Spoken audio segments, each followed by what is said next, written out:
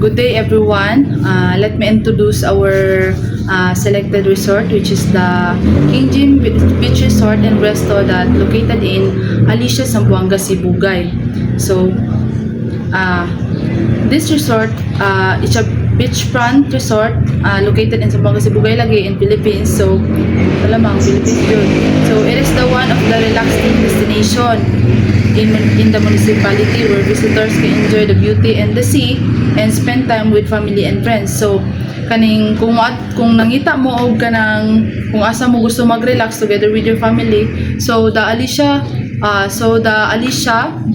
or the resort which located in Alicia kay perfect siya nga destination.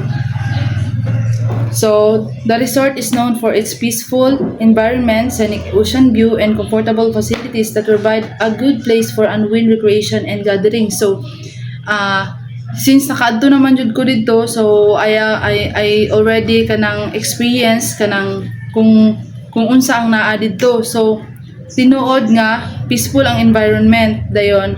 Nindot sad kayo ang scenic view kay open man siya, like scenic view makita nimo ang kanang makita nimo ang kanang from sunrise to sunset kung mag isa jud mo kaadlaw didto. So ingana siya kanindot and comfortable facilities. So ang ilahang didto, like for example the cottages, like ingana pud kanindot ang cottage dito bisag kanang from kay nagadepende man ang prices sa cottage, pero bisan sa mura hangtod sa katong pinakamahal kanang aesthetic yun siya, like di ka kaingon nga salig kay barato ra nga ni nga cottage is maot na kayo, dili siya ingana, nindot gihapon ang view and kaning good place for unwind. So kung gusto ka maka-relax, gusto ka mag-unwind, kanang perfect kayo ni siya nga place para sa imuha. And activities and facilities in the resort.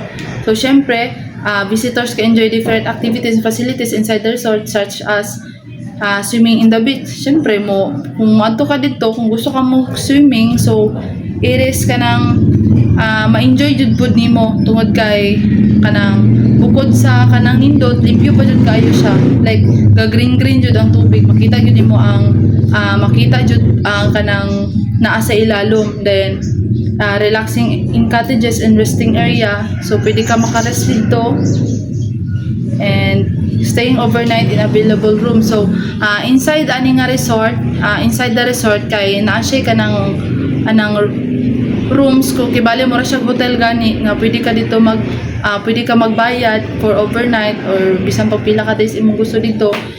Kanang dili jud pud masayang, though naa siya pagkamahal, dili masayang imong bayad kay grabe ka nindot sa sulod, nakasulod jud pud ko dayon. Na they holding special events like kanang birthdays, weddings, like mga ingana kanang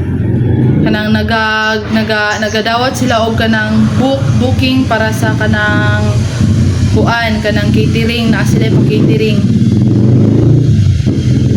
So kanang nindot jud ni nga resort and the uniqueness of the resort. So what makes King Jim Beach Resort unique, it is calm and peaceful. So balik-balik lang kanang kung nangita kang resort or mga recreational nga mga site, so para for fun or para kanang calmness or kanang mag-unwind ka dito, so this place is very kanang perfect nga adtuan.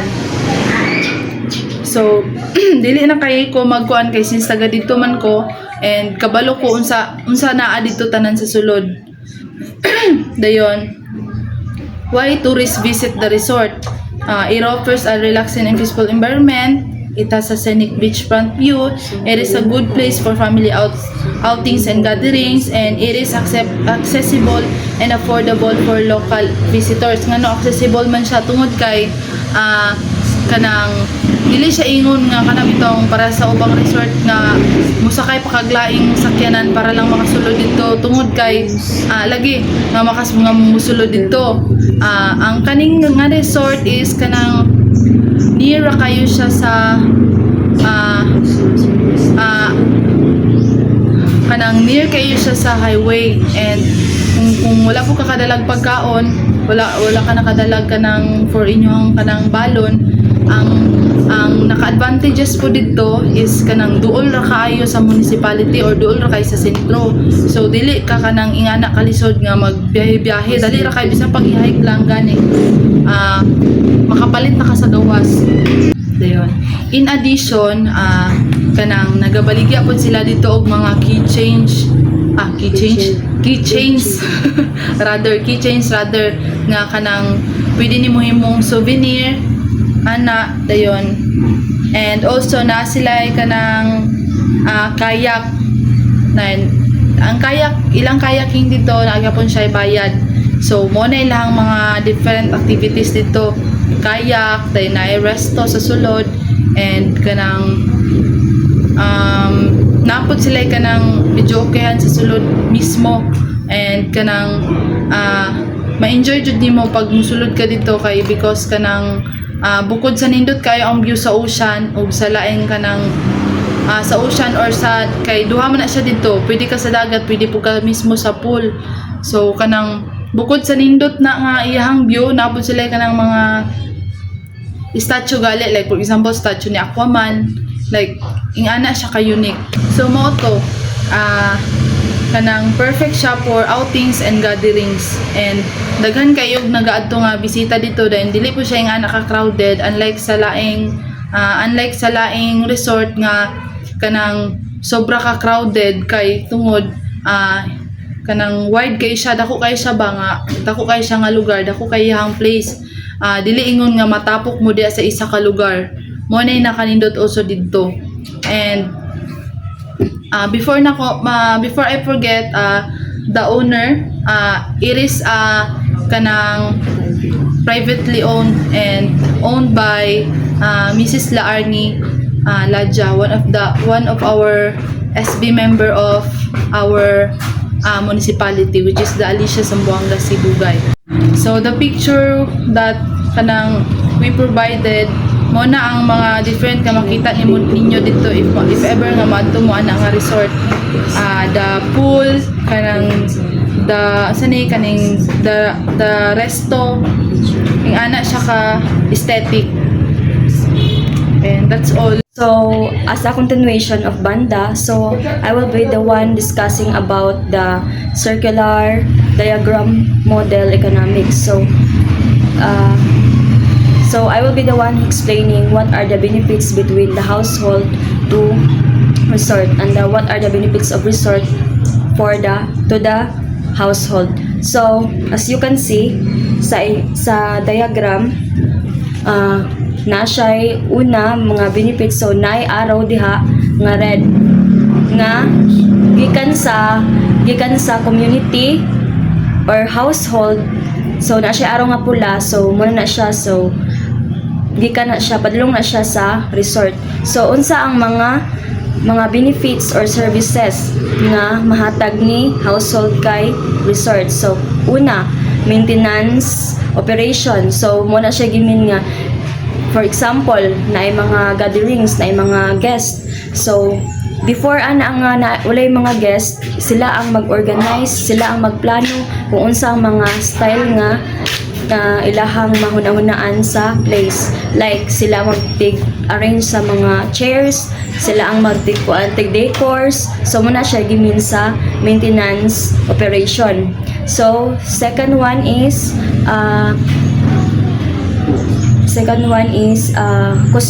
customer service. So dira ang gimin nga sila ang tig-welcome sa mga guests. So like, good morning ma'am, good morning sir. Sila ang kuan sa mga, sila mo kanang atiman sa mga guests kay para ma-appreciate sa mga guests nga nindot kay siya dinhi, approachable kay sila, nindot kay lang mga kanang staffs nindot kay lang mga serbisyo.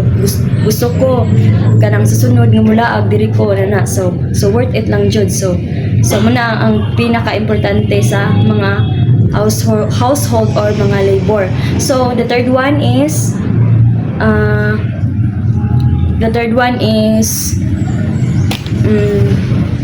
housekeeping and maintenance. So diri gimin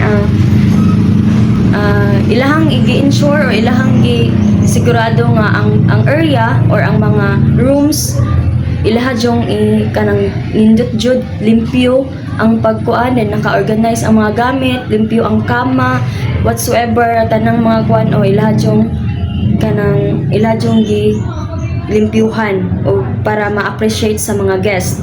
Then tourism and recreation, so sila ang tig-guide kay syempre guest man, so wala sila kasinati ang nga lugar, wala sila ka balo kung unsay naa dira sa lugar, so syempre kinahanglan siya og guidance sa mga facilities or sa mga kanang mga nagtrabaho dito sa mga staffs. So muna siya ang mahatag sa mga labor sa resort. So in this case, kanina pong makita ninyo diha nga na napoy arrow gikan sa labor. Di ba nakita ninyo dira nga na ay labor. So naa siya arrow nga red padulong sa resort. So muna na siya ang gimig nga muna na siya gimin nga mga benepisyo nga gikan sa household. Dayon napod siya araw nga kining black gikan ni siya sa resort. Muna siya gimin nga benefits from the resort, like moadto ang mga guests dito kay pwede sila mag-relax. Ang gimin diri kung unsay makuha sa mga guests or sa mga customers sa resort, like kung stress sila, gusto sila relax, gusto sila mag-stress relief, dayon tungod sa mga aesthetic views like ilang mga activities kanang sunbathing, like kanang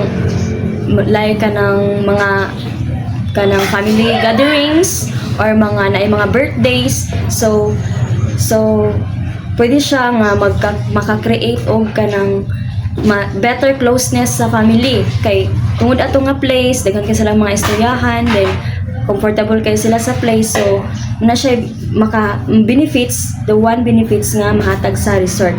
So kaduha, accommodation, gi-ensure ang resort makahatag siya og comfortable nga area, like mga aesthetic views nga makita. So muna siya benefits coming from the resort. So kung gusto mo kanang swimming like ana, so or activities, so pwede na para sa na siya benefits na mahatag sa resort. So recreation and fun, beautiful scenery, safety and security, stress relief or unwind. So as additional, so ang mahatag pa sa resort sa customer is kanang memories nga dira nga place nga enjoy kay ta na. So mobalik ta na kay nindot kay silang mga service nga resort. So muna ang pinaka kuanjud nga rule sa pinaka importante is ang mga staffs kay pinaagi sila mga services, nindot ang ilang services, so daghan pa mga mo balik-balik. So ang resort pod maghatag og wages sa labor muna siya. So nakita ninyo ang araw nga gikan sa labor padulong sa ang araw gikan sa resort padulong sa labor. So maghatag ang resort of course og sweldo like wages. Dayon ang kuan pod napoy araw gikan sa labor padulong household. So syempre mga sweldo sila, so syempre hatag din sila ang pamilya kay para naapoy ikagastos sa pang-adlaw-adlaw nila nga panginabuhi. So diri sa tunga is government. So taxes, ang gimin nga taxes dire kay like for example kanang private, for example sa King Jim Resort, private man siya, so naa siya tax sa kanang gitukuran nga resort. Dayon kuan man siya, daplin man siya dagat, so naapod siya environmental fees nga mga kuan nga kuan sa government. Dayon permits napod siya permits and licensing fees. So muna siya sa government. As you can see, napod siya red nga arrow padulong sa kining gitawag o kaning red nga arrow, goods and services sold. So gimin ani kung unsa ang mga gipang baligya sa resort nga ana dito sa sulod nga pwede mapalit sa mga customers. So muna siya diri like food and drinks, souvenirs or remembrance. So gimin aning souvenirs is kanang like mga keychains nga ilahang gikuan dito, pwede gali ka ng mga names or kanang i-combine yung names, so pwede kayo na siya. So remembrance like mga pictures, pwede po na siya kuan muna siya gitawag diri nga kuan goods and services sold. So snacks, so like nanadra ang mga biscuits, mga other na mga foods nga ginabaligya sa mga resort. So different activities ang gimin ani is kanang kayaking, then mag sunbathing, so muna siya. So of course as you can see na pud siya araw nga black gikan diri sa goods and services sold na naigibaligya padulong sa resort. So kanang in behalf nga na sila baligya, so it means napud sila ang resort na apoy makita, so which means profits. So muna siya. So dili na pud ta sa arrow nga gikan sa goods and services sold kung muna siya gimin nga kung unsa iyang madala, goods and services brought, like muna to akong gingon ganina mga souvenirs or mga snacks nga pwede po nila dalon or kung ano na nila kanang ilaha ng choice kung ilang dalon nga snack, so pwede ra kaayo. So napod the last one is gikan na pud siya sa household, kung unsay gipang spend sa mga customers. Like syempre pag mato sila sa resort or bila ka oras biyahon gikan sa ilaha, so nag-spend siya time. So muna siya the first one, spending time. Second, transportation, mo gasto jud basta mag-visit sa mga kanang mga resort. So di man jud na makuanan nga na magasto jud sa transpo. So ikatulo is entrance fee. So of course na-enjoy entrance fee sa tanang mga resort. So magasto gyapon sa entrance fee. So cottage or rental table, maggasto po sila sa mga cottages or sa mga table. So depende lang po kung unsa kadako or unsa mga kuano, kung pila. Depende ra po kung for example dako siya, so kanang kinahanglan siya o dito sa Panitan sa Kinjin Resort. Kung dako siya, naa siya kanang kuan nga cottages nga kuan siya worth of 1,000, depende sa kadakon.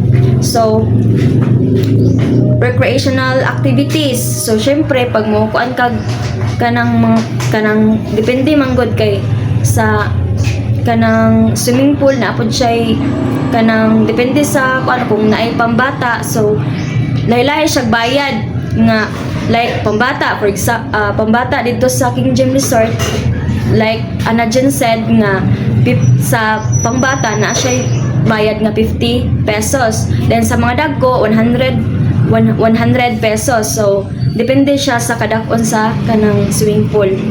So that's all. Okay, so this is the job opportunities resorts provides now. So first we have the front desk receptionist. So we have the welcome guest, and also we have handles bookings and reservation, assist with check-in and check-out, answers the guest questions and concerns. So number 2, we have the housekeeping staff. Those are the cleans rooms and cottages, changes bed sheets and towels, maintains cleanliness of the resorts. Number 3, we have the restaurant staff, waiter or waitress. So napod diri ang mga serves of food and drinks, takes to customers and orders, then assist guests in the dining area. So number 5, we have the maintenance staff of technician. So number 5 na diri ang mag-repair sa facilities, maintains electricity, water systems and equipment. Number 6, we have security guards. So siyempre sa resort di magit mawala ang security guards, no, to ensure the safety of the property, monitors and entrance the surroundings. So number 7, we have the resort's manager. So oversees the entire operation of the resort, manages employees and the service to ensure customer satisfaction and smooth operations. Okay, now so those are the job opportunities offered sa resort. So, in conclusion, based on the diagram that presented by Miss Ana May, so ang benefits kay nagatuyok ra gid siya, naka-benefit ang household from resort, naka-benefits ang household, and the resort also kanang benefited itself kay sa kung daghan ang mas magkadaghan pa ang moadto nga mga bisita or mga visitors, so the more food nga dako ang profit nga makuha sa resort. And mora to.